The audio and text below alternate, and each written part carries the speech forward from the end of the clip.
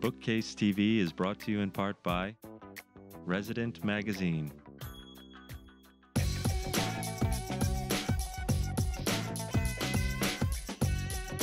This is Bookcase TV, Frederic Colier. I'm reporting live from the Brooklyn Book Festival, where writers and publishers abound. We are here to show you the difference. So now we are outside the main venue hall, and we will show you writers talking about their book.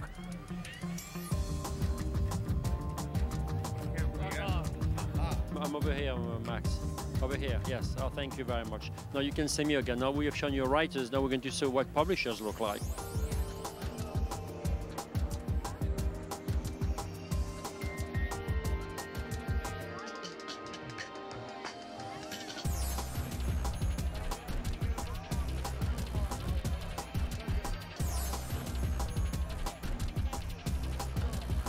The festival is almost gone, and we have great sessions with different writers today, and we're going to share them with you. I love the title of the book because I found it was very provocative. But what I found the more interesting is it's a new biography. What was wrong with the old one?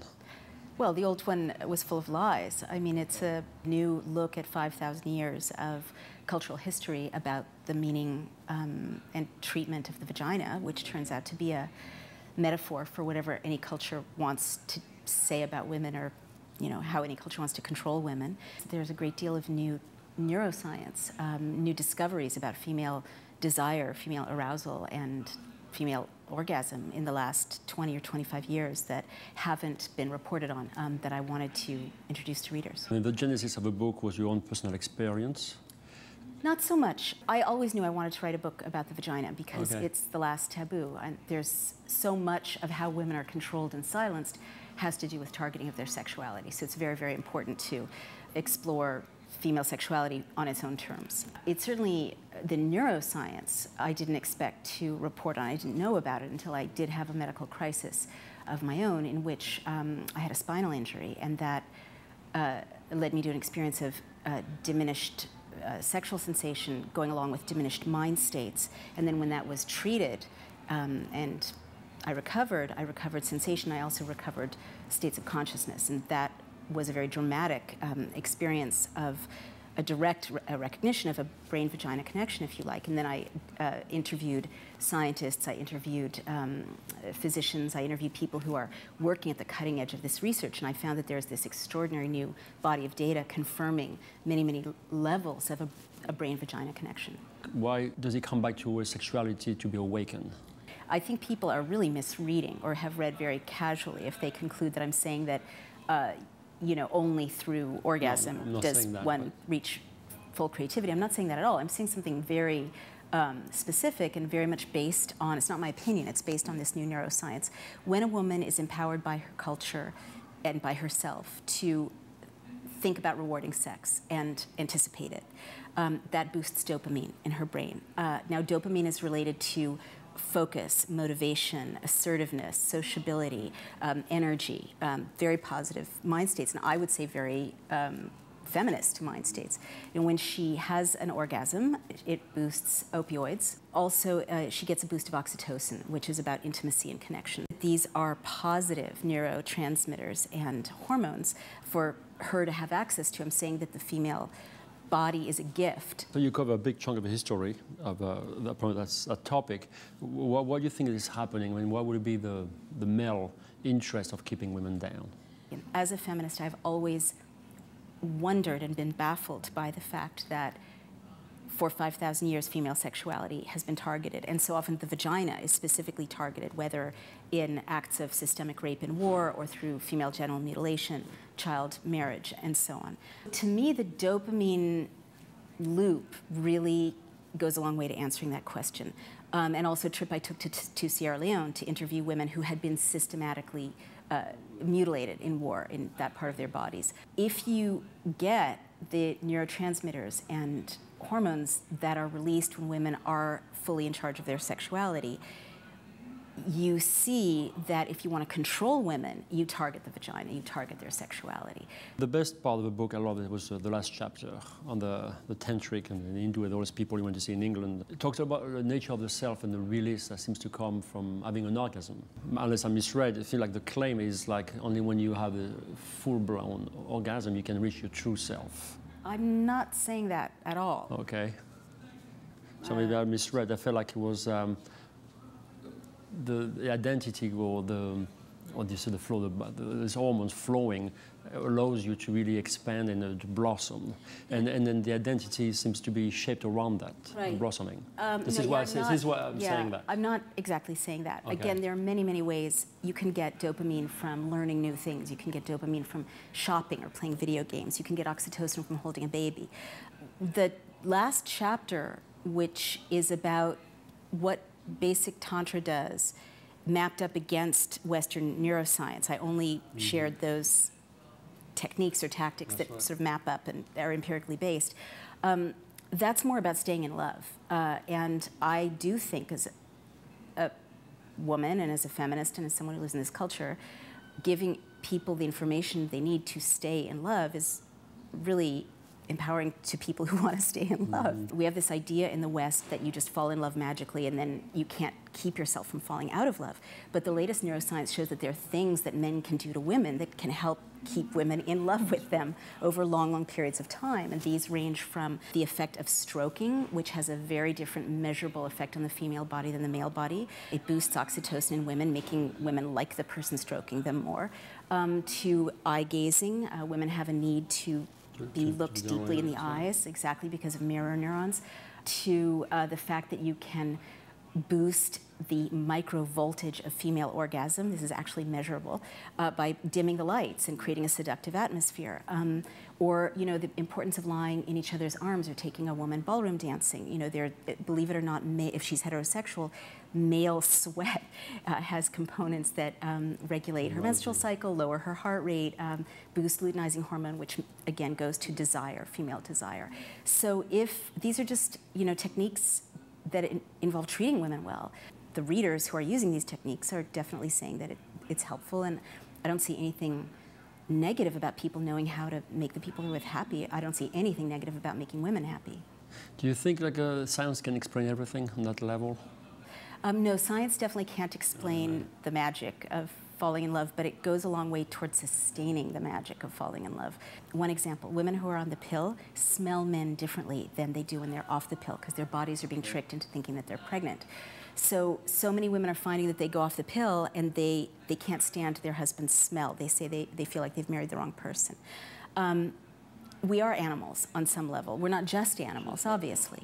But if it means that you know, make sure that you don't marry someone until you've smelled him the way he smells when your body isn't being tricked into thinking that it's in a state that it isn't, and that goes to keeping your relationship alive, I think that's worth knowing. Do you think there's a problem with the male culture in the Western world? There is definitely a problem, and I hear this from women and men, in how men are taught or not taught about women. Many of the men I interviewed, heterosexual men, said that they weren't taught anything about what really makes a woman happy sexually. Half my audiences are men, and they really want to know what they missed. There's a desire to make women happy, absolutely. Women themselves are not taught enough about their bodies. The numbers are terrible. A third of women in this culture self-report low libido. They're not into it. It's not rewarding for them. And another third don't reach orgasm regularly when they want to. And these numbers are lower than when Sheer Height published the Height Report 40 years ago. I've heard in Europe, I read an article ages ago about male circumcision, talking about nervous system, that talking about the aggression toward the vagina and the history.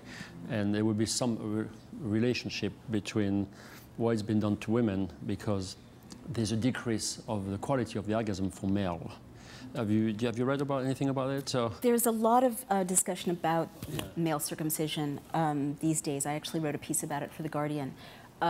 There's debate. I mean, some neuroscientists say it doesn't make a difference in male sensation. A lot of men think that it does make a difference. But I think what's more interesting is this drive to intervene in human sexuality. I mean, that's the common thread, it seems to me. I'm not going to say I think people should think differently about sexuality.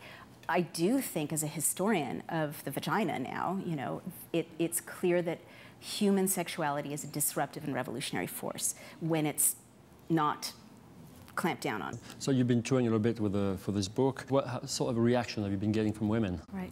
I mean, wonderful. You know, half men, half women. They just want to know, you know, more, as they should. Yeah, it's been interesting because the biggest segment of book sales, especially on e-books, has been erotica novels. Oh, interesting. And it's been tied to the fact that you could walk around with a tablet or a little device and no one see the cover, but it's like it's a booming market. Right. And then you see like a 50 Shades of Grey, the sort of it's not an atomic bomb, but it's been very loud in the publishing industry to show that women are interested in sex or fantasy. I'm not surprised at this phenomenon because my neuroscientist mentor, Jim Faust at Concordia University, points out that it's all about activation for women and activating that dopamine. When you're fantasizing about sex, you're also activating dopamine. It feels good.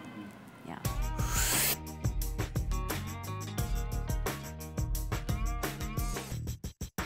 How long have you been a Geek Squad member? How long have I been a Geek Squad member? I guess officially about 3 years since I immersed myself in the internet's depths to write tubes. And the reason for that immersion, what was it?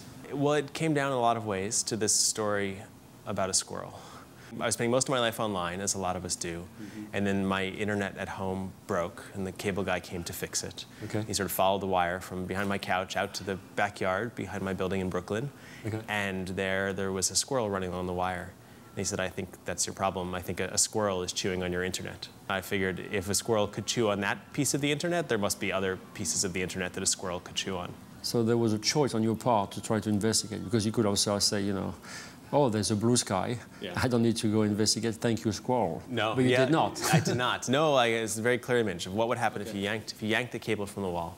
You know, how far could you follow it? You know, would it lead, in fact, to the internet? So what sort of investigation did you lead? I spent a lot of time with network engineers, with a relatively small group of people, at base, maybe 200-300 people, who run the internet. They don't run all the machines, but they run the connections between the networks that make up the internet. So there was an article this morning in the New York Times talking about the internet being a big energy waster. Yes. We're talking about a building somewhere in America where there's 200, 300 people running the big machine. No. Each 200 to 300 people, each working for a different network of the internet. Oh, I see, okay. All of whom making sure that all those networks are connected to each other. So we're talking about the building a site where a group of people, over 200 or 300 people, making sure the connections are happening. Yes. Okay, so where are those places? Well, there's surprisingly few places that are the kind of biggest monuments of the internet. About a dozen around the world, the way that I count them. These are the places where more networks of the internet connect to each other than anywhere else. Are these different places, are they friends, or are they owned by different companies, governments? How does that work? They're different structures, but in the US at least, there are private companies that own buildings that act as sort of neutral territory. And they rent space and give power to different networks, to Facebooks and Googles and Time Warners and Verizons, to put their equipment in there and physically connect their networks to each other. So big refrigerator-sized router with blinking lights on it. So we're saying like Cisco type of company? Exactly. Okay. Well, Cisco will make the machine, right? And say Facebook will own the router, and they'll connect to Time Warner, or they'll connect to Cablevision. What's the drawback to have so few of them? There are so few of them because that ends up being the most efficient way to do it. Similar to airports, there are only so many airports that you can travel internationally from. The motivation behind writing the book, I mean, obviously, first of all, you must have been motivated for your own sake. Myself as a reader, what am I supposed to take from all this exposing the connections? For me, it was a kind of existential crisis, if a small-scale one. You know, how could I know myself if I couldn't know this thing that I was attached to? For readers, I mean, it's the same thing. You know, every time we put something on the cloud, every time we use Gmail or, you know, store pictures or music, we give up some responsibility for it. And there's this great Neil Stephenson line, the science fiction writer, where he says that wired people should know something about wires.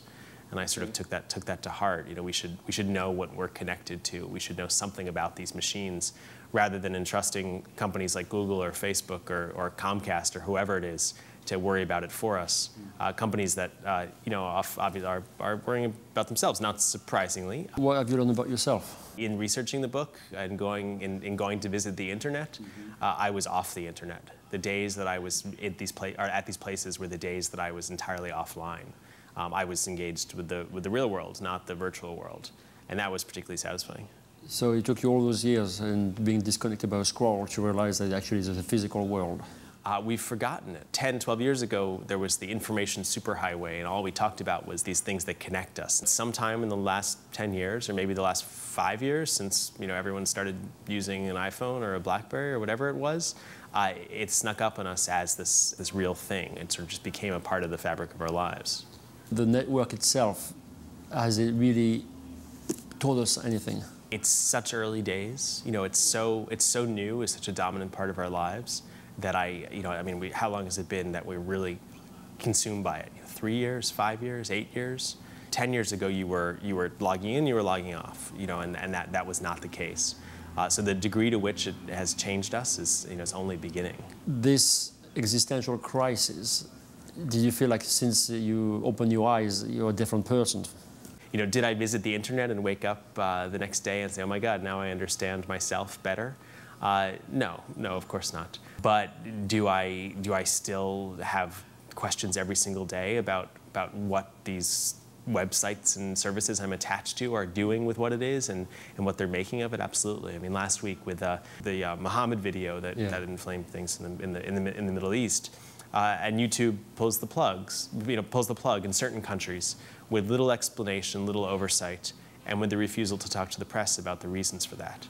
So this is a major international discussion, to put it mildly, and the recourse and the ability to sort of understand how those decisions are being made are non-existent, and that's one example.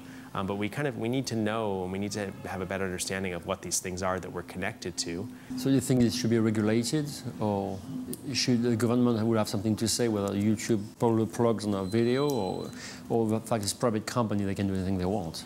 I'm not sure if it needs to be regulated, but as a journalist, Google in particular bothers me in their unwillingness to open themselves up to even questions.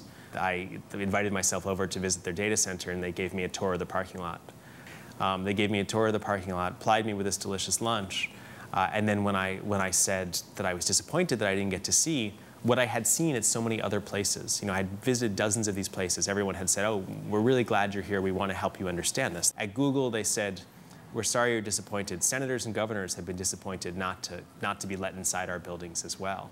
And the hypocrisy of that, this is the greatest information company ever, the company whose mission statement is to organize the world's information, to say, no, sorry, you can't know anything about us. Google has an incredibly dominant role in the sort of collection of all of our ideas. If you're a Gmail user, which as many people are, they collect everything about you. And they own it all, yes. And I'm not a particularly paranoid person, but that seems a step too far. When you buy a coffee and you spend $3 on it, the transaction is clear. You know what you're getting and what they're giving you. When you use Gmail or use Google, the transaction is not clear. It's not clear what you're getting and what they're giving.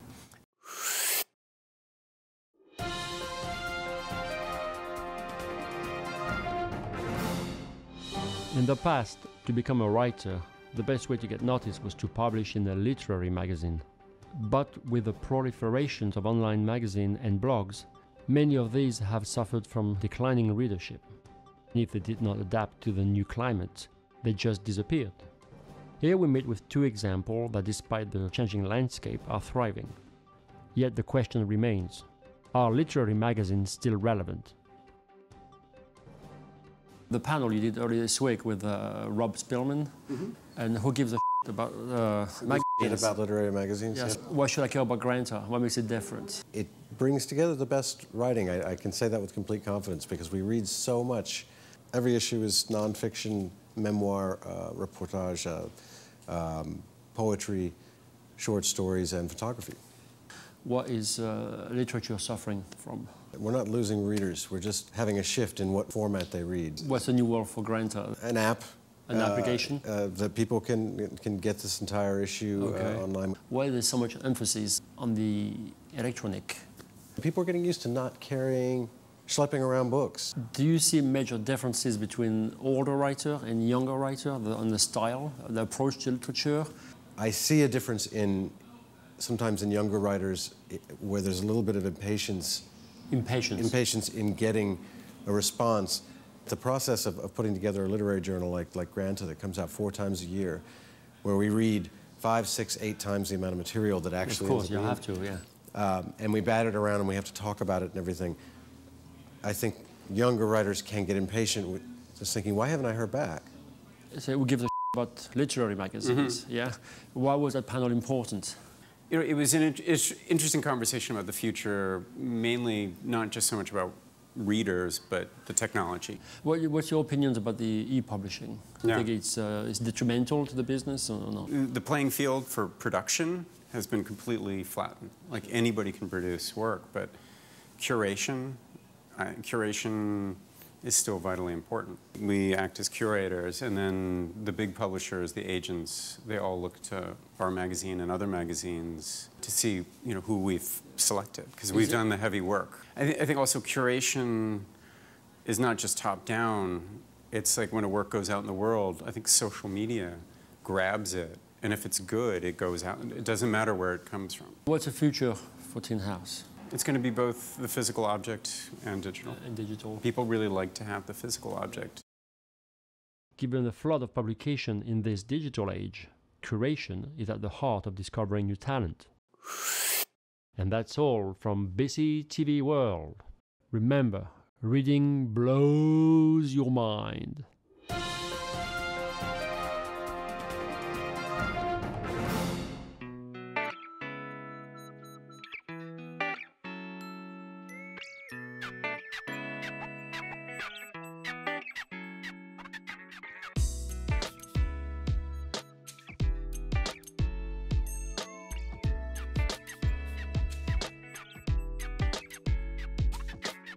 A few months ago, I interviewed Joshua Hankins on his latest novel, A World Without You. My first question to him was, do you consider your writing as a pyrotechnician? And he actually denied it, but this question could apply to Michael Chabon because he's a real pyrotechnician of a sentence construction. It makes for very, very snappy writing and entertaining reading. And in the true sense, is Michael Chabon a true postmodern writer? You may not consider that question very important, but for me it is, because it helps me to understand his point of view and what he's trying to say. You know, his interest in pop culture, like from The Amazing Adventure of Carriers in Clay, where he investigates the world of comics, or The Yiddish Policeman, where the book is written as a pure whodunit. It would seem like he's a postmodern writer in the sense of the arc of all his novels, and this one does not escape this. But at the same time, he doesn't play with the form. The plot is still, like most novels, linear, even though it's multi-layered. Where he stands out as a postmodern writer is probably his eloquence and the subject he tackles. And this one, he explored the world of the vinyl record, of jazz music. All the characters in his novel, they all seem to be fighting for survival. He knows how to dissect every slices of the society, regardless how small it is. And you can go from exploring the Indian tribe to what's like to have a black experience in the town when you have like no employment. Written with great eloquence. Check it out, Telegraph Avenue, Michael Chabon. Selected, Michael Chabon, Telegraph Avenue.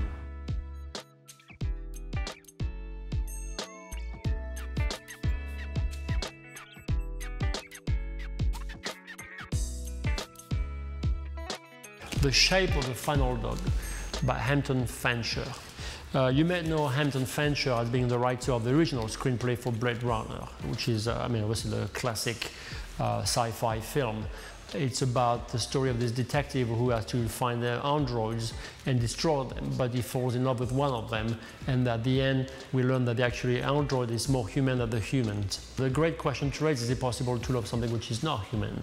The Shape of the Final Dog, the short story collection, carry the same quality of a surreal and there's a amount of sci-fi or very strong Kafkaesque overtone to it. In Narrow the Divine, a man who's lost everything enters a dialogue, a philosophical dialogue with a lab rat, and in Cargo, a man has been transformed into a snail and seeks vengeance for what's been done to him. So you see there's a little Kafkaesque element that I was talking about. But it's very well written. It's a great 12-story collection, and if you're interested, I would greatly recommend it, The Shape of the Final Dog.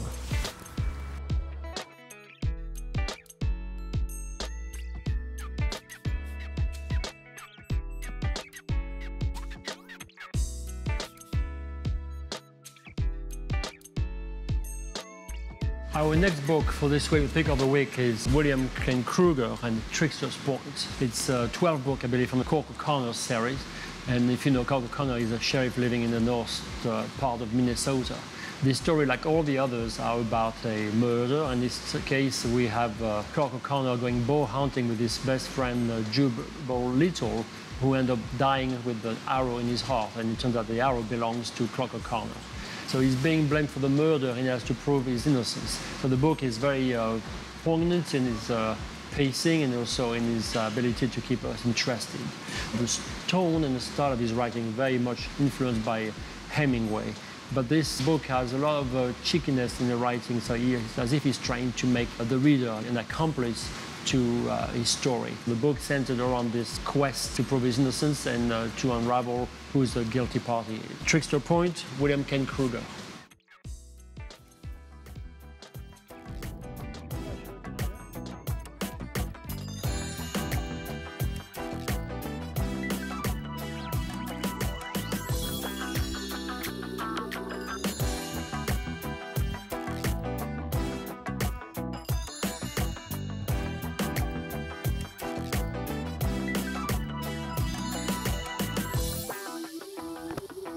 How was that?